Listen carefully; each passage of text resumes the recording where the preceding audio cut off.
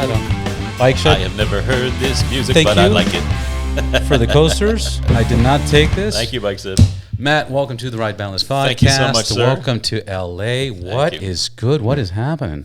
Man, I'll tell you what, it's been a wild ride, and it's been even a wild ride meeting you at Bob's Big Boy. Bob's Big Boy Friday for the classic. Friday for the classic car show, man. Yeah, man. How did that work?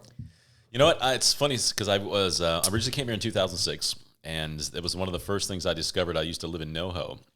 So I would come down, and I remember taking the bus because I didn't have a car at the time, and I took a bus down to somebody's like, you need to go to Bob's, they have car shows. I was like, what? So I went down there and discovered, and it's one of my favorite things still to do to this day is come back and just go to the classic car shows. I love that spot, man. Yeah, no, it's a beautiful spot. And of course, you and me met because you rode up on your, which was a Triumph, and I mistakenly thought it was a GS, which I'm so ashamed of myself for. Which and you didn't correct me. You're just like, yeah. What? He's like, nice GS. I was like, yeah, thanks, I was like, man. I used to do motorcycle reviews. And he's like, yeah, really? Okay. Yeah. Well, what's funny is that, you know, a lot of people, when you ride up anywhere, a lot of people approach you regardless. Like, hey, nice bike, nice this, nice that. And some people know what they're talking about. Some people don't know what they're talking about. And it's like, I don't want to disencourage anybody. Yeah. You know, and not only that, sometimes I feel like it could come off like an asshole. Right. So like, hey, nice GS. Like, it's a Triumph, dickhead. You know, like, and which is terrible because I've owned two Triumphs, but I haven't been in that particular because you've got the travel adventure bike, but I had a Sprint ST955. So I was used to looking at like old stuff. That was an old like 2001. So yeah. But I remember when the original Tigers came out. I think they were original like 955s back in the day. But yeah, so I feel so ashamed. No, it's all good. The adventure style bike like the Tigers or the Pan America that you're riding right now, which I want to talk about that. Yeah, the Harley-Davidson. Yeah, the Harley-Davidson. You know, before this, I had the GS. I had a GSA. You know, with 7.8 gallon tank. I mean, insane. To me, believe it or not, it's one of my, if you're a daily rider, it's one of my favorite bikes to have in LA. And the reason for that is because our roads are so screwed up. You know, we have the little hills and the valleys and the mountains and the alleys. You saw the alley we came in, the road's all fucked up. And it's terrible because the roads are so well paved here. And if we had potholes, it would be much worse. Right. and that's my point. Like these bikes, I end up riding so much more and I'm pretty hooked. Yeah. I still haven't taken out the Pan America. I was supposed to take it out last year for. I went and saw the Canelo fight, but they were like, "You're probably gonna look cooler in a CVO Road Glide." Yeah. And I was like, "You're not wrong. You know, you're not wrong." So that worked for that trip. But I want to take out the Pan America. How have you been liking that? You picked it up at Bike Shed, right? You might be getting it next, actually. You might be the next guy to get it, yeah. So should I tell you, should we go into like the whole thing of why I'm actually in LA? And let's talk about why you're here. Who are you? Yes. What are you doing here? The man of mystery. Dun, dun. Hold on, I got that. No, that's not. From out of the shadows, he emerged. Too much going on. Look at the crazy. From out of the shadows, he emerges. A man that was here has returned. We're on Angeles Crest right now. Tonight. Nice. It's very Turn on the quiet. fireplace. So I was in LA for 13 years. I came out in 2006. I'll give you the fun nutshell version of the story. So I was here. A friend of mine, actually, I was crashing on his couch. We had been friends in high school. So we were both in theater together. And so somehow we knew, like LA was our destiny. We just knew it. So he was out here first. I went to the military in the Air Force. I was in the Air Force for 4 years, stationed in Lackland Air Force Base and then Minot, North Dakota. Shout out to both those towns. And there you go. So after I got out of the Air Force, I went back to Georgia, where I grew up in my teens. And I was there, almost got married, but didn't, came out here in 2006. And then I got a job at Helmet House. And I was there for literally for a couple months, and because I had a job back in Atlanta at a place called Motions, and it was a motorcycle store, well known. It was on Cobb Parkway 41. So I was selling parts and accessories there. Had a hookup with a guy who was the rep for Shoei, and so I'd been selling Shoeis actually pretty well at the store. And I said, great helmets, fantastic. I love Shoeis. Yeah, the RF 1200s. And Shoei would like to sponsor me for what we're doing next. Please call me. Yeah. But so I said, I think I'm going out to LA. He said, well, I can't promise you anything, but I think there might be a job opening at Helmet House out there. So long story short, I came out here, did that. But I had a really strange epiphany when I was there. And it was, as much as I love motorcycles because I discovered them in the Air Force, and I just realized like that was part of my destiny too. It was like somehow these moto things are going to be my destiny. I realized when I was at the Helmet House, I was like, I think I could stay here for like 20 years and have a career, but I don't really feel like I'm doing what I'm supposed to do. And so left, and then actually got into stand-up comedy for 3 years. And I think I have one DVD, but you can't find it online, thankfully. What is a DVD? Yeah, exactly. So I played at the Comedy Store and went to Laugh Factory, and back then I doing like the bringer shows. You had to bring people to come to your. What year comedy. was this? This is 2000. Started in like 2007, so like 2007 through 2009. So we probably crossed paths because I was doing comedy like 2009 oh, really? to 11 around. Wow, there. yeah. So did that for about 3 years, and then I was working security from everywhere from like Warner Brothers to NBC. I worked downtown at the Wilshire Building, which is really cool because I had the keys to the top door. So I would watch in the mornings, or my shift was from 10 p.m. to 6 a.m. So I would go up around 4:30 a.m. and watch the sunrise on a helipad that was like 46 stories up.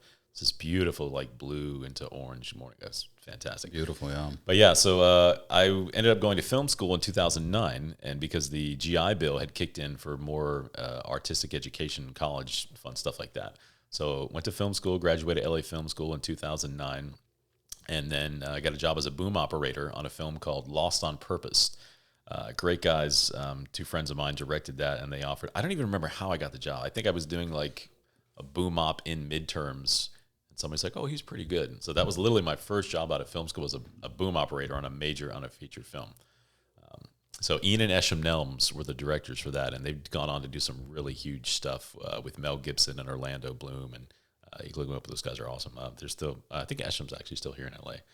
But so I went to film school, and then while I was there, graduated, the whole story, got out, started working as a PA, boom operator, kind of just working my way around Hollywood, finding fun stuff to do. But in the back of my mind was motos, like all the time. And so I talked about it so much when I was on set. One of my friends, he's like, you talk about bikes a lot. It's a problem, but in a good way. Like, why don't you start doing moto stuff? And so I got back in touch with some of the companies that I'd briefly spoken with at Helmet House, and which led to Alpinestars and all kinds of fun stuff with gear. And then the bikes. The first company I think I got in with was Triumph. And so that just led to everything else from there. So I just went down the path and contacted, Kawasaki, Honda, Triumph, Ducati, everybody. So I got to work with everybody, and started a website called starttheride.com, which was up for a while, and then started doing video reviews on YouTube, which you can still find. Some of them are good, some of them slightly embarrassing, but the big hit was I worked with Kawasaki, and we did a video with a Ninja 1000 and a Ninja 300. And so I had a co-star in that. Her name is Heather Bonomo, and you can look her up. She's amazing stunt person, and I think she's actually a coordinator now, but she's done some of the biggest films and TV shows in Hollywood. But I'd like to say I low-key discovered her, but I don't know if that's actually true or not. But she got her. I think she was riding like a Ninja 250 300. But we did a Kawasaki video that went on to it got almost 1 million views on YouTube. And so at the time, everybody was like, you can't make 15, 16-minute videos on YouTube. Nobody's going to watch them. And this is like back in like 2011, 12. And I said, no, I think they will, because I'm going to do this properly. And so we had a small budget, got Kawasaki to give me the bikes for like a month, shot the heck out of them, went up to ACH, did like a ride review, and that was kind of it for me. I was like, okay, going with this thing. So from there, I started working with a couple other companies. I got into video directing for myself, and then, kind of just took off from there. So, but now that's your background, and that's amazing. But now you have this project where you're in LA right now, and there's a catch to this trip. Yes. What is this catch? So the catch is 72 hours in LA. You have a small budget. I mean, small budget, and it's $400. So travel adventure vlog, which didn't intended to be a moto vlog. That's not how I started out. It was just kind of like this thing. It was I'm launching a series called Time to Adventure, and that I wanted this to kind of be the pilot-esque thing for it. But it turned into kind of like working with Harley-Davidson and Alpinestars, and them giving me gear, and they're like, "Well, you got 3 days. Go." Shout out to Alpinestars, Harley-Davidson, and Heath. Yes, Heath. Thank you so much. I've known Heath for a long time. He's an amazing guy. Everybody in the moto. 2011 or something? Gosh, it's probably been like, he gave me the first gear from Alpinestars for us to do a video with. So it just turned into this thing where like, you got 3 days, go film what you can, and they didn't give me the money, but it's like, okay, I got $400. What do I do? So I got to work with there was a Sony event down in LA. There was a pop-up event I registered for. Got to go to that, talk with Sony, and so it just turned into this really cool, amazing branding opportunity that I'm just creating. and we're editing it right now. You made it onto the Ride Boundless podcast. Are exactly. you kidding? 100. This is going to be episode like 170. Yeah. You know, so it's just turned into this amazing kind of opportunity, creativity, where like you don't have a lot of money, but you know interesting people, and just what do you do? And so we're crafting something right now that they don't even know it's coming. Yeah. But I think it's going to blow them away. So meeting people along the way, I called some people on, reached out to DM some people on Instagram. I was like, hey, I don't have a lot of money, but this is what I'm trying to put together. It's last minute. Are you down to play? And it's like 2 or 3 people got back to me and are like, this sounds amazing. What do you need? And the level of quality of their work is fantastic. And I'll share that with you when we're done with this whole thing. But yeah, it's kind of nuts, man. And today's the last day, because we were actually, we'll let the viewers in on this. We were supposed to go for a ride this morning. And I just got I was going to be using the DJI Nano and the DJI mics and everything. And then it was like, oh, actually, we got to bring the Harley back earlier. And I'm like, well, shoot. Heath. It's not, no, it's not. I'm kidding. Not his fault, yeah. Yeah. But, yeah, so it's, but we've got some amazing footage of that. But, yeah, man, it's a crazy, crazy adventure. Life, man. Yeah, it's pretty interesting because we had this whole day somewhat planned out. Then I threw a curveball, like, maybe we could do Lake Arrowhead and Big Bear. We can go stop over there and blah, blah, blah. And the adventure guys be like, of course. And they were like, nah, timing, no. Yeah. And then it's like, wait a minute. Responsibilities and deadlines and return schedules and pickups and children. Like, oh, fuck. I had an idea to go dark, but I was like, no, I'm just back in LA for the first time in like 3 years. That's not a good idea. Let's keep the communication lines up. Yeah, absolutely. So okay, tell me about the Pan American. So here's the thing. I've tested out many Harleys. When I was doing the motorcycle reviews, I rode, it's funny, we actually did a whole video with Harley that never really saw the light of day back in the day, because I forget why it didn't work out, but we had like a Fat Boy, Sportster, and then the V-Rod. It was like the latest version of the V-Rod. And so the Night Rod Special or something. Yeah. So I've ridden many Harleys over the years. You know, the problem with you when you ride a lot of bikes is Harley is kind of like, it's viewed as kind of the classic Cadillac, or it has been for a long time. Like, yeah, it's a mainstay, but like there's so many, you know, quote unquote better bikes out there depending on what you ride. And I've ridden over 300 motorcycles.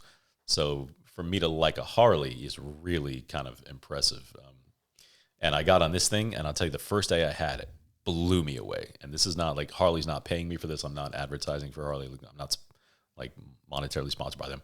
I genuinely love this bike. It's the first one I've got on that I would spend money and buy this motorcycle, because everything about it, from like the torque to the automatic suspension, when you get on the bike, it sets it up. It's so comfy. When you get it out of first gear, there's no weight to it. And I think it's over 525 pounds or 30 pounds or something like that. And the one that I got came with a full luggage rack on it on the back. So over the last 3 you got the top box. Top box, everything. So I've taken it down from LA to Costa Mesa, came back, went up to Angeles Crest. We filmed it. Like, it's an amazing motorcycle, and I don't say that lightly. It was the first Harley that I've ever ridden that I would say I would absolutely buy this bike to take it around the world and just do a lot of fun stuff with it. Yeah. It's an insane bike. I have to give Harley, again, this is not sponsored or anything, but I have to give them props on that, because, you know, I like them all. You know, I got the Triumph, I ride the BMW, I've owned a Harley for 25 years. This is, I think, the first year in 27 years of riding that I don't have a Harley. Wow. Like, usually I have 3-4 motorcycles. Last year I had a Livewire, the Street Glide, and the GS. Wow. You know, and this is the first time I don't have one. But anyways, it's not here or there. For them to enter this market of adventure bikes, they executed. It was a big swing. Let's be honest, because if you're in the community, you saw them and they're doing this, you're like, what are you doing? Look, let me. I hate to do this comparison, but BMW. Yes. They bring out the R18, and I love BMW motorcycles. Right. They're fucking outstanding. They bring out the R18 to get the Cruiser. Right. It's which is a hilarious bike to begin with. It's so bad. Like, here was a comparison. I was talking to somebody about this, and they were saying the R18 is a 60% bike. It was executed 60%. Yeah. Like, there's still a huge gap.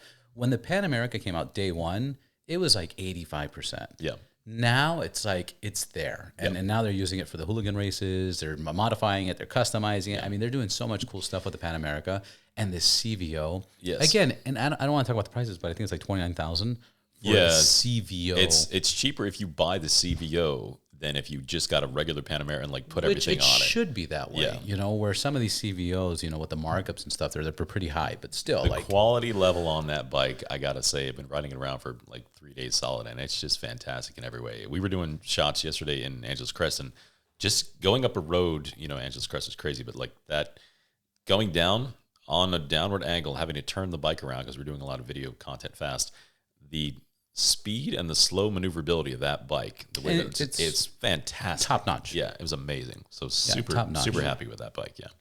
Good, man.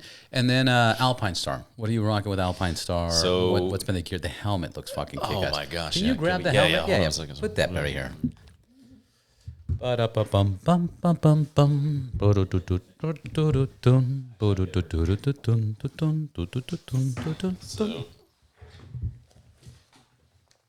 Okay, and I'm gonna. This is gonna be an editing nightmare, but let me record this too. Yeah, so this is amazing, and I don't think I was actually supposed to get this. This is kind of one of those things like it's available, so we're giving it to you. Take very good care of it. Top of the line. And the crazy thing about this helmet is we actually shot this. I did a photo shoot at night with this thing, and it came out so beautiful. The blue and the white and the carbon on it. It's one of their top of the line race helmets. So I love this. I honestly don't want to give it back. It's so pretty. And I've had a lot of helmets over the years. AGV or What if you lose it? Yeah, I don't think that's going to happen. I don't think Heath would allow me to. Yeah. You know, I'm going to tell you something since I'm mentioning what if you lose it. Yeah. As I'm riding out to you this morning, because we had a different plan, we're going to jump into this, but this was so fucking crazy. Mm-hmm. As I'm driving towards you, I'm on Laurel Canyon. Dude, I've lived in LA my whole life. Yep. My whole entire life. Okay, this shit's never happened. I mean, it's probably happened like in junior high or something. But I'm on Laurel Canyon. I get to the front at a stoplight. I'm hauling ass, and then a car in the park section pulls out on me. As he pulls out on me, I swerve a little to the left, and when I swerve to the left, there's a truck. I'm not even close to the truck. He freaks out.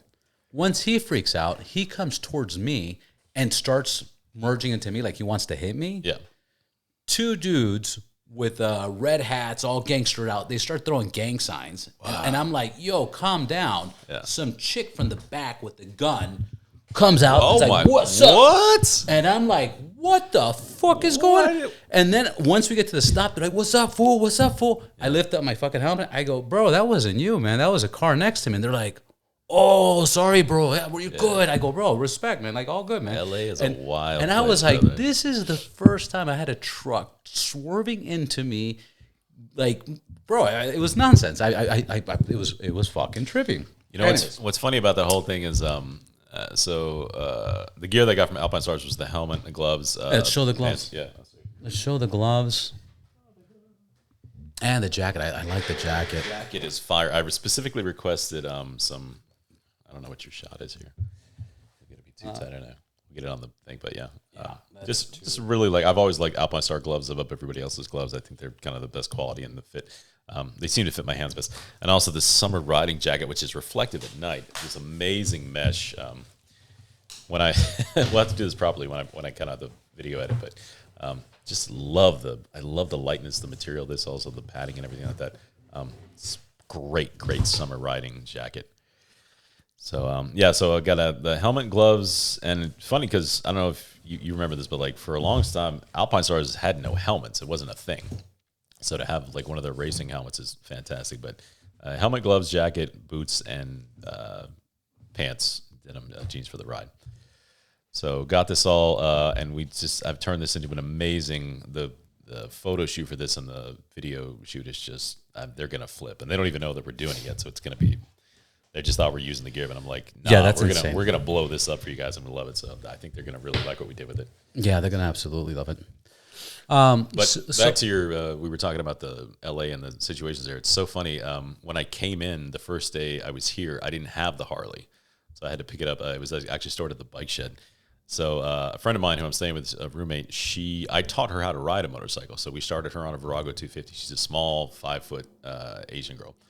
And she was riding a Virago 250 down the 101 405 to work like long time ago. But that was her first bike experience. And so she got good with that. And then she moved up to a Ninja 300. But since she's so small, we did the lowering link suspension on it and got it down like 2 inches. So I'm riding it around for the first day I'm here because I didn't have a car. And this dude pulls up to me to compliment your story before, and Mexican guy in like an old school Chevy Silverado. So I pulled up at the stoplight. He rolls his window down. I just hear like, hey. I look over. I'm like, hey man. He goes, you're too big for that bike. I was like, what? That's He's like, hilarious. He goes, you're too big for that bike. I was like, yeah, I know. It's a friend of mine. He goes, yeah, you're too big for that bike. And then he takes off. Oh, hilarious. It was the funniest thing that's happened to me a lot. I was like, that's so interesting. So funny. Yeah. Yeah. How far are you on the journey? So you came here with the budget. Yeah. It's you've been here 72 hours. We're down to, I'm not kidding you, we're down to like $5 now. Fumes. So we have the return ticket home to Atlanta, but that's it. But that's been the crazy thing is, and I've been a video director, producer, creative director for a while, and it's one of these things where at first with the concept was like, this is like, you can't do this. This is silly. There's no way you're going to be able to pull this off. But just working with the right people and finding the right kind of creative spin on to put it in. Yeah. But I think that's part of the fun of this is, I'm not going to die tomorrow. I'm not going to run out of food. I've got people I can stay with, stuff like that. But part of what makes it difficult, and you talk to any director or producer who does stuff like this, is like you have to kind of create some sort of box. Because if I had $1 million, like it would not be fun. Like, oh, come to LA, unlimited budget. Like, of course you can do everything you want, but $400 budget with nothing, and you like, granted the gear is free and the bike is free, but gas is not, and everything else I'm doing. So, and to hire like a production team to shoot stuff and photo and video, like that's a laughable price. And I even say that at the beginning of this when I was filming it, and like, how much is the budget? Like, that's insane. But it worked out. So, and I think that's part of the fun of it is like kind of. I don't like to think like put me in a box creatively, but for some stuff like this, as far as like just the price went, it was the perfect kind of excuse to like really push the limits of what you can do. Like, okay, this is all you have, and you don't have any more, and I don't. So that's the fun part of it. What have you learned from this experience? Because we're coming to the end of this deadline. Yeah. What have you learned? What have you appreciated? What piece of advice would you give anybody? So not even advice. What did you learn from the whole thing? I mean, having been kind of associated and working with brands for such a long time and knowing everybody in the business, and I say this to anybody who's kind of getting into creativity now, if you're moto vlogging or travel adventure vlogging, or whatever you're doing, know your space really well. Because I do know Alpinestars as a company really well. I've been involved with the motorcycle sports industry for like a very long time. Knowing kind of what their lanes are and where they want to go, and that was the thing. So when I originally kind of talked to Heath about this, I said like, hey, here's the concept. Like it's the low budget thing as we're going to do. Harley-Davidson is kind of a position right now. I don't know if you know this or not, but they just got a new CEO. Yeah, the Domino's, right? I think Topgolf. He did Topgolf or something like that. So immediately to me, that's laughable. I'm like, all right, what does this guy know? But apparently there's been, and I hope I'm not giving anything away I'm not supposed to, but like kind of backdoor conversations about where they're going as a company and where they've been. So for the long time, Harley's been this like old, bar, rock and roll bar room, Daytona. Like it has a vibe, and we all know in the motorcycle community, we all know what the vibe is. Right. But I think they need to kind of, and I didn't say this, but it's kind of told to me like they need to kind of become like a premium brand to kind of really survive with where we're going. And I think that's kind of where they want to go. And just the fact that they kind of opened the doors to me to do this shows kind of, what they're open to. So for something like this, and such a, like, they could have just given me a Sportster, like, yeah, go have fun with this thing. But the fact that they gave me the Panamera, that kind of, like, I think speaks volumes about, like, yeah, let's see where we can go with kind of, like, new, interesting, fun stuff. And I think it's going to be really exciting to see what they do this year and in the coming years with kind of the new leadership and management. Yeah, so. It is exciting. They're definitely, walking a thin line in the sense. I think all motorcycle companies are walking a thin line in the sense of what the younger generation wants. Yeah. I don't know what the solution is. Do they focus more on the apparel aspect? Because we're similar age. Yep. There was a time in the 90s where you ride the bike or don't. You're buying Harley-Davidson boots. You're wearing a fucking Harley-Davidson belt buckle. You're doing the T-shirt. You travel. It's funny. I've done so much traveling, and this is what I concluded to. Every big city that I go to, there's a Christian Dior, there's a Louis Vuitton, there's fucking Balenciaga. Every fucking city that I go to. But not every city has a Harley-Davidson. And then I started doing a little research, and I said, you know what? There is less Harley-Davidson dealers in the world than there is Louis Vuitton stores. Meaning, a Harley-Davidson T-shirt is more exclusive than a Louis Vuitton. Yeah. So do they focus on the apparel aspect? And this is where, I don't know. How do you get more people on motorcycles? Is the EV thing.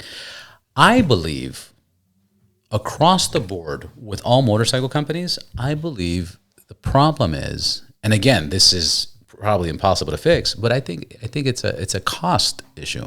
Yeah. You know, the barrier of entries to get into a motorcycle, especially a newer bike, it's so high right now. Like the live wire, let's say it's like 24,000. If that thing was like 12 or 13, I'm sure they would sell like hotcakes. Yeah. So they have to have more, and I think that's part of Harley-Davidson's, what they're trying to do, and a lot of companies, Indian, BMW, they're trying to make more intro bikes. Yeah. But I think the barrier of entry is so high. Well, and I'll tell you my story real quick. The first time I ever got it, like how I got into bikes in the first place was I was in the Air Force. And when I was little, I'd always see people like running by on like ninjas and katanas and everything. I thought it was just cool. And so, but when I had the opportunity to have like a little bit more money in my life, I was like, oh, okay. And so I went to this shop in North Dakota. They had all the major Japanese brands like Yamaha, Suzuki, Honda, Kawasaki, all that stuff. But I didn't want to spend that much money. Like even though it was my first, Air Force money, which is hilarious. If you're like an E2, like you get paid like $19,000 a year or anything. So I was looking there was a Kawasaki store right down the street. And so it was just a little mom and pop shop in North Dakota. Like, forgive me, I don't remember the name of it, but guys, they were super nice there. So he had a back room, and in the back room was a Ninja 500. Beautiful red and black. I think it was like 1990 paint job or something like that. And somebody had put a Muzzy pipe on it. So it was like extra loud for whatever the time was. 750 or something, 700. Something like that. So Ninja 500, and I asked the guy, I said, what do you want for that? And he goes, I'll give it to you for $2,800. Whoa. So to me, that was incredible. That was like having a Ferrari for, Yeah. It was crazy. I'll take two. Exactly. So, and I was going to go buy a Suzuki Katana. Like I had made up my mind, like the 750 Katana, that's my bike. And I saw the Ninja and it changed everything.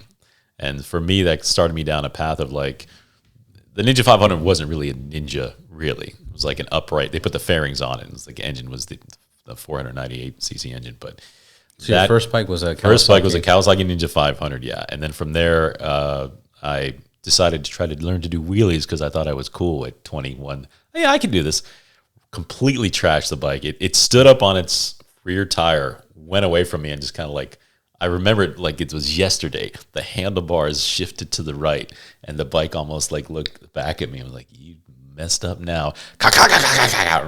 So I was without a bike for 7 months, and then I went from there. Somebody was selling a Triumph 955 Sprint ST. That was my second bike. And that really kind of put me in the headspace of like, I think sport touring is more of my vibe and vein. And then it just kind of took off from there. So yeah. But to your point, that's the price point thing. I'm like, can you get into a motorcycle now if you have to buy one from a dealer and you're a young person, how much do you want to spend? Because for me, like I'm always looking at budget stuff. And even back then, and that bike was sub $3,000. Is there anything now that you can, like, what's the least amount of money you're spending on a bike out of the showroom now? $5,000, like Ninja 405, like what's the? I mean, look, I talk about this a lot. I've said this on many episodes. If you're going to budget for a motorcycle, regardless if you go new or used, right, you got to have at least $1,000, $2,000 just for gear. Just for gear. For gear. I mean, you're probably rocking a $1,200 helmet. Yeah. Minimum. Yeah. To top that off, then you want an intercom system. Your jacket's probably like $300, $350. Like it's insane. So I think that's one of the biggest things. If you look at the younger community, they're avoiding relationships. They're not being committed to having relationships. Yeah. They're having less kids. They're not interested in buying houses. Again, all pricing issues. They're having kids, buying a house. All that stuff is pricing issues. Yeah. They're not moving out of their parents' house. They're not getting their driver's license. Like if you this is the most baffling thing to me, because when we were little, like I got to get out of the house, I got to go, and like you tell me like, because mom and dad aren't going to take you anywhere. Like my dad, when I was 15 and a half, took me to a parking lot at a Food Line, if anybody knows what that is, and we had a Toyota Tercel, and it was a manual, little two-door. He's like, today you're learning to drive manual car. And I was like, okay. And so after like 30 stalls, but then I got it. And after that, I was like, oh my gosh, the world is now open. Of course. It's a baffling thing to me. Like kids will get a license. They're like, what are you talking about? You don't have a license. They're moving out later. They're not getting driver's license. They don't want to buy a car. Right. They don't want to buy a house. They don't want to commit in a relationship. They don't want to have kids. They're avoiding, basic things like gender role. It's just such a big social commentary discussion about what's going on. Let alone you're trying to figure out how to sell these guys motorcycles. Yeah. You know, and let alone the ones you do convince to get a motorcycle, like 90% of them can't afford them. Yeah. You know, now it's becoming this like luxury item thing. So what's the angle here? And I think that's the thing with me is I think I always go back to used. It's funny, I'm launching my own media company this year. My website is anointedforsuccess.com, but we're kind of launching 3 different shows this year with pilot stuff. One of the series we're working on is called Time to Adventure. So it's about wristwatch adventures. And so one of the big thing with me was I was starting to get into all the 3 or 4 years ago when I started this, like looking into the backstory of the watches and like why some of them are so expensive. Like, what do you mean there's a $7,000 watch? Like, why in the world would I ever pay?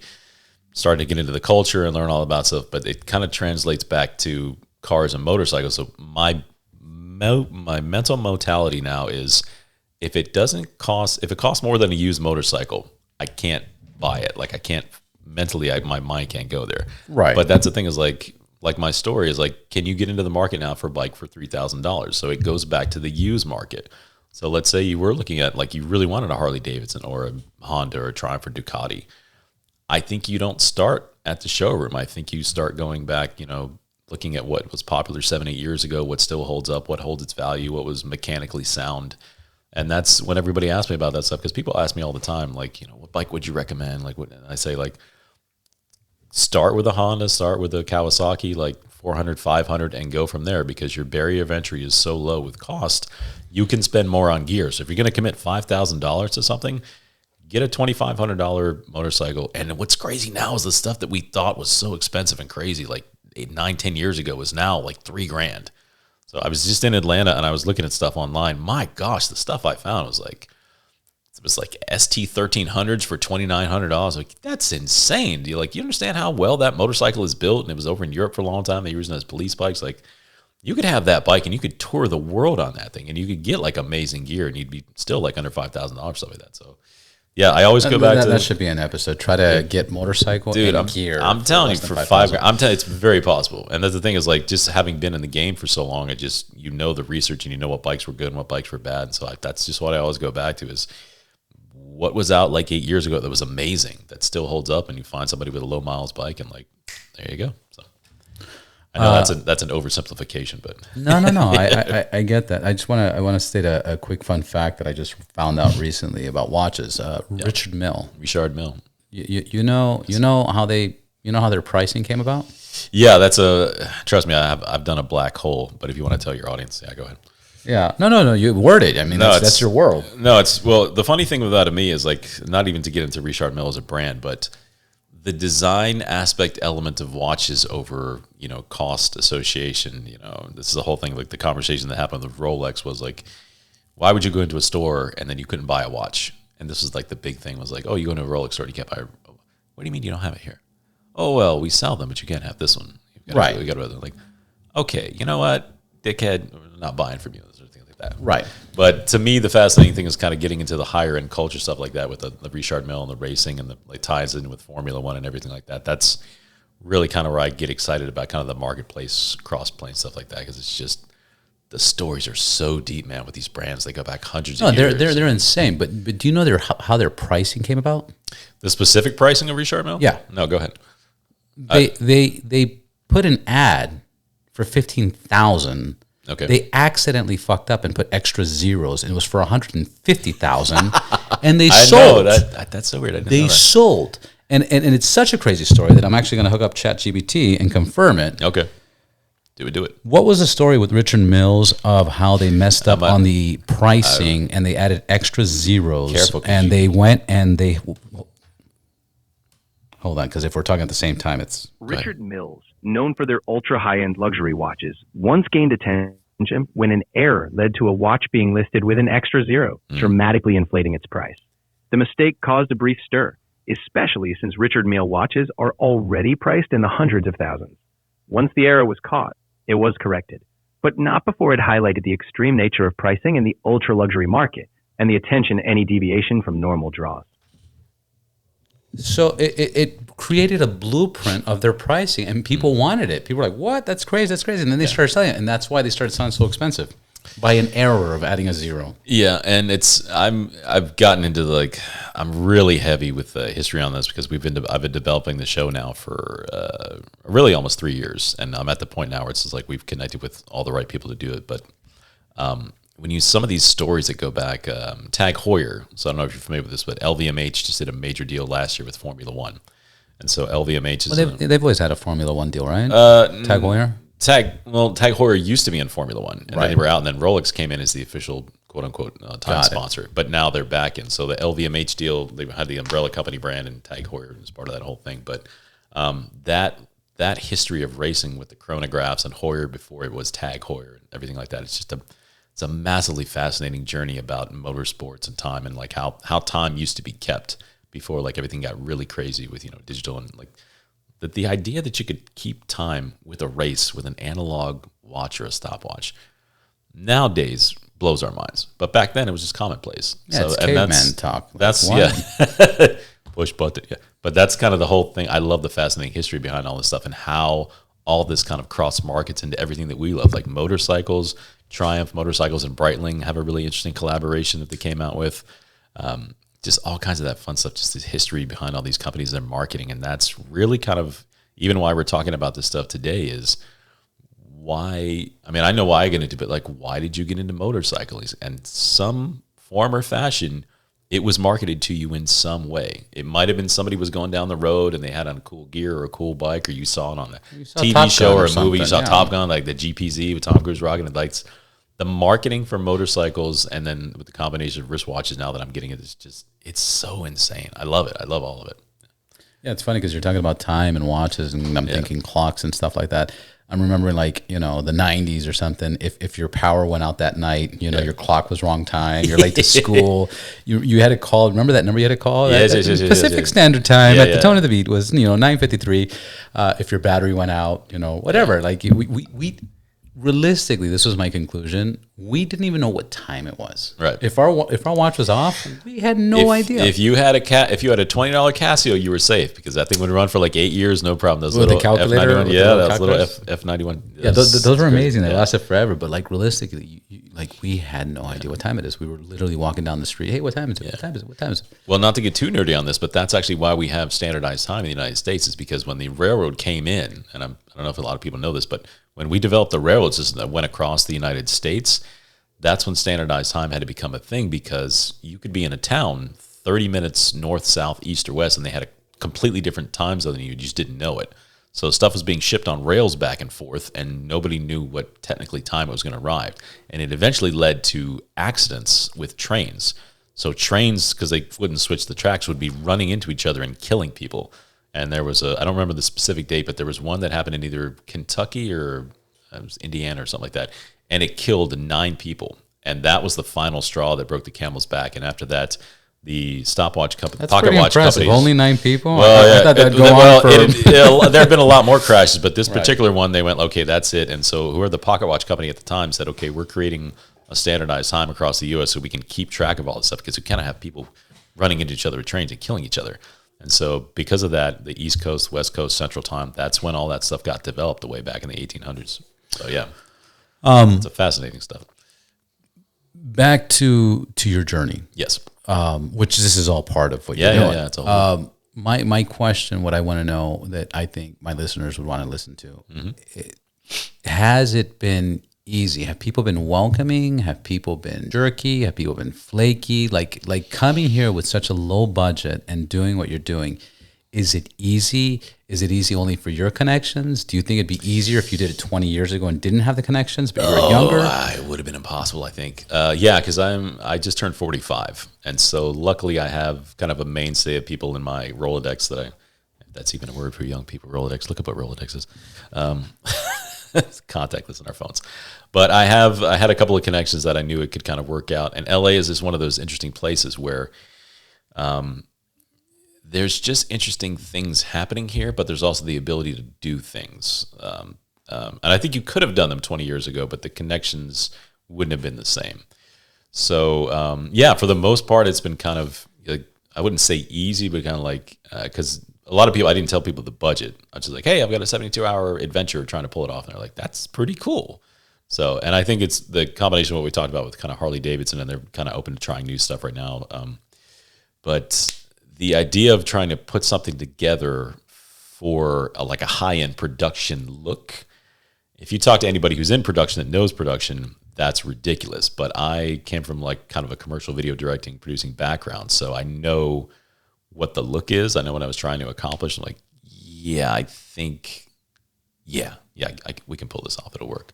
But for the most part, it's when you tell people like we met at Bob's Big Boy, and I told you what I was doing, and you're like, that's fantastic, and we clicked really well. But I would say overall the journey to get here was not easy, and I think I shared this with you personally the other day. It was like I had a major fallout 3 years ago with a lot of people, and something that we were supposed to originally launch Time to Adventure 3 years ago, and the guy that was going to pay us for the entire show, the contract.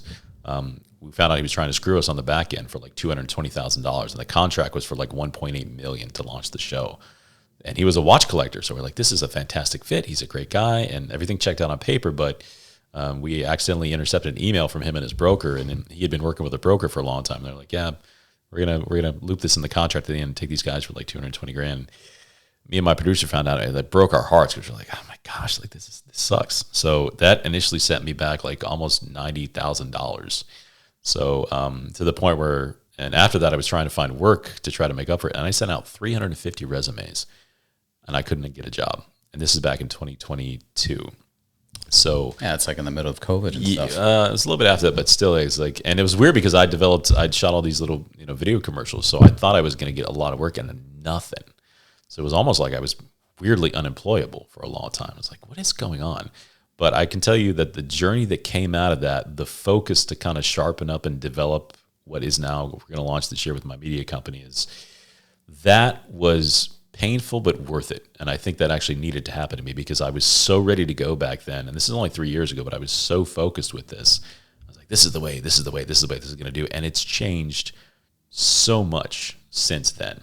But what's come out of that is more ideas, more kind of globally focused marketplace stuff, travel, adventure, sports, all this kind of fun, all these kind of cross-marketing ideas. And that as painful as it was, I wish it had happened to me earlier in my life, but I didn't get started in this business until I was almost 30. And so now really like this is kind of like an 8 to 9 year run to get to this point where it's ready to go now. But I think it's easier when you're younger to have a major setback. When you're in your 40s and you get hit like that, and it's just like, is anybody ever going to trust me again? Like I told him I was doing this show. Is this going to work or not? Like, is anybody really going to have faith in me again? And the answer is yes. Like you come back and you're like, this is kind of part of life's journey is you have to get hit with this stuff, because if you never get hit with anything big, really, how do you know what you're made of? What's that famous quote from Fight Club? If you've never been in a fight, like, how do you know? I forget the actual thing. Like, how do you know what you look it up? If you've never been in a fight, what do you know about yourself or something like that? And so that happened to me. If I can, you can pull it up on ChatGPT. Yeah, what's that quote from Fight Club? If you've never been in a fight, what do you really know about yourself or something? The quote you're thinking of is, how much can you know about yourself if you've never been in a fight? Yeah, there it is. And so, yeah. Thank you, Jamie. Yeah. As painful as that all was, and it's kind of, I'd like to call this like the comeback tour, really. But yeah, and this is a great way to do it. Just kind of being able to work with these brands and like meeting people like you along the way. It's like, oh my gosh, like this is really cool. So, I mean, you can almost say, tell me if you agree with this. Yeah. You can almost say you made this happen. It took your whole life to make this happen. I would not disagree with you. Yeah, and it's also too. I believe in divine timing. That's a big thing with me. I was raised Christian, and I think this is one of these things where it's called Kairos time. And so literally there are pockets of window in time where things are happening right now that they're never going to happen again. So it couldn't have happened in the past, and it's not going to happen in the future. And so this year is one of those moments, like it's a Kairos moment in time where things are happening now that are supposed to happen, and your whole life literally has been leading up to this point. And so just to talk about what we were saying earlier is like in the last 3 days that I've been here, I have met people that have been in LA for a long time that I've never connected with, and bam, bam, bam, bam, bam. In fact, I have a meeting before I leave to get on the plane tomorrow with somebody who's like an agent manager that was just like, wait a second, like what are you doing? Why do I not know you? And they've been here for 15 years, and I never met with them before, never talked to them. So it's just one of those things where it's divine timing right now. Things are happening and just this amazing, and you just have to be ready for it. And luckily right now I am. So 2 questions more. One would be, what has been the biggest disappointment that you were like, oh fuck, I never would have expected that, but that took place. And then vice versa. What's the for this trip surprise? or like in for life? this trip? No, for this trip. For the trip, we had an issue with so I was supposed to get a DJI Nano, and that was part of the Kid Adventure thing. Is I had a company that was sending me a DJI Nano, and they said it was going to be here first day, and I didn't get it until this morning. So, and so now you got to return the Harley-Davidson. Like we did shooting with all this stuff, and like how do we? So the workaround was like, how do I shoot with my iPhone? And like we met the other day and we did some cool roller stuff, but how do you get around that? And that was the whole thing. Is like, well, that was the whole thing. Is like, because the Nano hasn't been out for a while, and I know a little bit about DJI tech. So like, how do you shoot without the thing that you're supposed to shoot with? Because I had the mics arrive, but now I've got the DJI mics, but in the iPhone, if anybody knows about the CVO setup, I hope I'm not getting this wrong, Harley-Davidson. If I am, please forgive me.